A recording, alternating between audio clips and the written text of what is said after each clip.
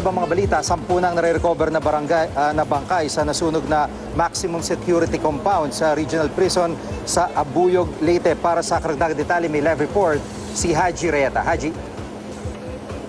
Yes, Gigi, umakit na sa 10 ang patay sa naganap na sunog sa maximum security compound ng Leyte Regional Prison sa Abuyog, Leyte.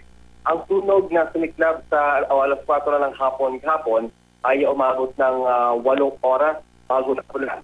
Di ba papasa 1,000 ang populasyon sa lugar kung saan ayon sa mga pagkakatiwalaang source, droga ang pangunahing kaso ng mga nakakulong doon. Sa eksklusibong narawang nakuha ng GMA News, halos hindi na makilala ang ilang mga bangkay dahil sa tindi ng pagkakasunog sa kanila. Bagamat hindi pa nagbibigay ng panayam ang direktor ng LRP, maging na rin ang BFW, base sa mga saksi, nagsimula raw ang sunog sa isang selda sa loob ng compound. Mabilis daw ang pagkalat nito, bagamat konkreto naman ang ibang bahagi ng gusali roon. Dahil pa sa pangyayari, Jiggy, napasugod ang ilang kaanak ng mga apektado ng sunog. Ilan sa kanila ay galing pa ng mga malalayong bayan. Dala ang mga damit at pagkain at gamit para sa kanilang mga mahal sa buhay na nasa preso.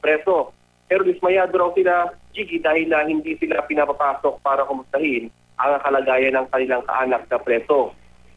Maigpit naman ang pamunuan ng Bureau of Corrections sa pagpapasok sa loob ng pinangyarihan ng sunog. Tanging mga pulis, bombero, taga-Red Cross at ang tanging pinapayagang makapasok sa loob. Sa ngayon, Jiggy, ay pansamantala munang ilipat sa minimum security prison ang mga naapektuhan ng sunog. Jiggy? At Haji, kumusta yung yung mga bilanggo? Meron pa ba rin na hinahanap yung mga otoridad dyan mula sa nasunog na area? Yes, Jiggy. Bali, ang missing kasi na sinabi sa atin kanina ay 12. So meron ng na-recover na 10 na mga bangkay at patuloy nga hinahanap itong 2 pa doon sa 12 missing. Hindi naman nilinaw sa ating Jiggy kung itong 2 ito ay nakatakas ba ng prison compound or ito ay huwag naman sana ay mga pumanoj. Pero yung compound nung yung bilangguan ay nadeklara ng fire out o talagang tuloy-tuloy din yung mapping operations? Nag-iimbestiga na ba sa loob mismo yung mga bombero?